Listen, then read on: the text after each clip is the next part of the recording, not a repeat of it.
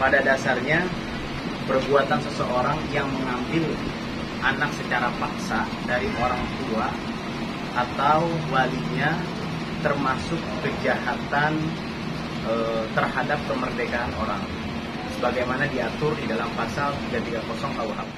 Intinya kita terus berupaya melakukan penegakan hukum secara konstitusional. Semoga saja menemukan titik jalannya ya, dan anaknya segera kembali ke pangkuan hidup. Perjuangan Iyada Suri kembalikan bayinya dari pengambilan paksa.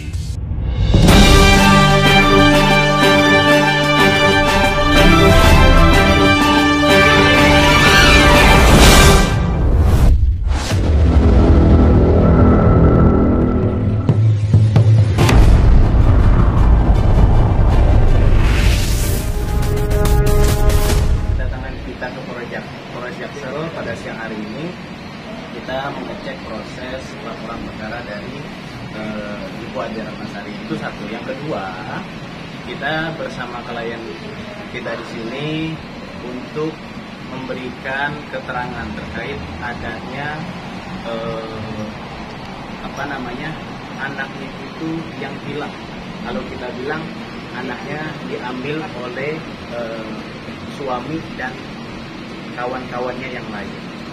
Pada dasarnya perbuatan seseorang yang mengambil anak secara paksa dari orang tua atau walinya termasuk kejahatan terhadap kemerdekaan orang sebagaimana diatur di dalam pasal 330 KUHP. Nah, di sini adanya dugaan tindak pidana pada pasal 330 yang dilakukan oleh suaminya yang berinisial JFB. Nah, tentu kita terus mendalami terkait dengan unsur-unsurnya karena bagaimanapun secara penjelasan analisis yuridis sebagaimana pengambilan anak secara paksa. Iya, paksanya juga. Oke, pengambilan anak secara paksa oleh orang tuanya yang perlu saya ulangi, yang termasuk mengambil anak secara paksa itu maupun orang tuanya ketika anak masih di bawah umur, masih dalam keadaan menyusui, itu tidak boleh. Kembali lagi kepada pasal 330 KUHP. Anaknya usia sekarang 1 bulan 10 hari. 1 bulan 10 hari. Itu sangat waktu diambil 2 minggu. Nah, posisi anak itu ketika diambil masih usianya sekitar 2 minggu kurang lebih. Iya, saya nggak bisa ngapa-ngapain pun karena saya tidak berpower dan mantan suami saya powernya dikit. Nah, jadi kedatangan kita hari ini memberikan keterangan untuk memberikan kita juga berkonsultasi terkait dengan unsur-unsur yang terpenuhi adanya tindak pidana yang dilakukan oleh inisial JFB. JFB ini seorang pengusaha yang memang agak cukup terkenal sedikit. Cuman kita tidak boleh menyebutkan namanya, kita masih bertabayun. Tapi dari klien kami kita berusaha untuk melakukan restoratif justice, negosiasi baik-baik, jangan sampai karena adanya tindak pidana ini salah satunya dirugikan. Maka dari itu dari Ibu dan tim ada lagi yang diberikan kesempatan. Ini saya jelaskan sedikit bahwa terlepas dari laporan saya di sini, saya dan Mas Alvin ini sebagai PH-nya, penasihat hukum dari Mbak Aida, ya. Jadi, ya Aida Suri ini sudah mengalami sebuah mentalnya sangat terganggu banget karena kemarin saya menemani, gitu. Mana ada sih seorang ibu yang mau terpisah dengan anaknya? Ini sekali lagi ditegaskan, mana ada seorang ibu yang mau berpisah dengan anaknya, apalagi anaknya saat itu butuh asupan ASI. Sebaik-baiknya ASI di luar, ya, entah itu susu atau apa, menurut kesehatan Badan Internasional diakui bahwa ASI dari ibunya sendiri itu adalah ASI yang terbaik. Nah, kembali lagi bahwa yang melakukan perpisahan antara bayi ini dengan ibu kandungnya sini adalah ayahnya. Nah, kalau si ayah ini menurutnya bahwa dia adalah ayah yang terbaik, seharusnya tahu apa kebutuhan bayi itu. Susu dari ibunya. Nah, bukan susu dari orang lain. Dan lucunya, ini lucu ya, bahwa yang melakukan ini, saya kasih ultimatum sedikit, bahwa inisial JFB adalah salah satu pengusaha besar di Depok, Jakarta Selatan.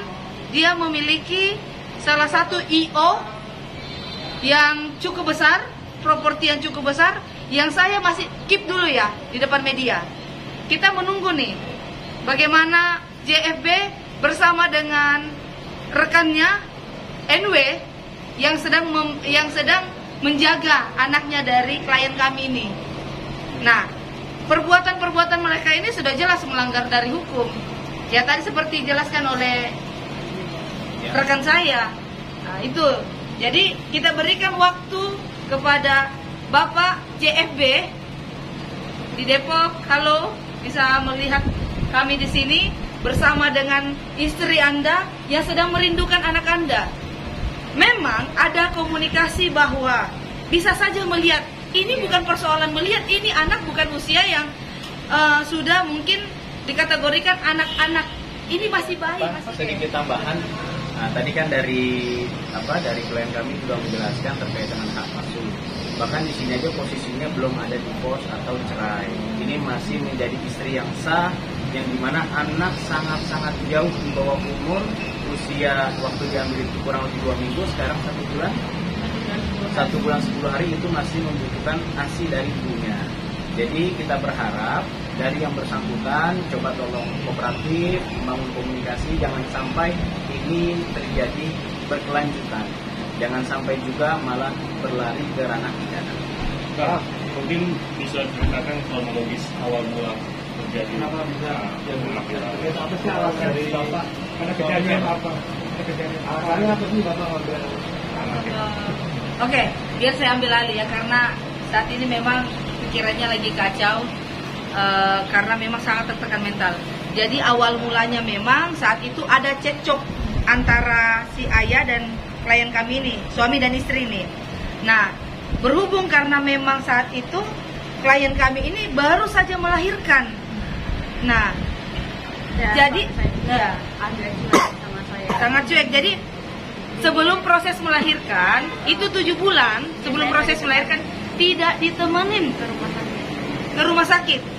Pada saat klien kami mempertaruhkan nyawa nih, melahirkan anaknya, dia sudah timang-timang selama 2 minggu itu, lalu tiba-tiba memang ada tekanan mental terus nih dari si sang suami yang doyan beristri, ya.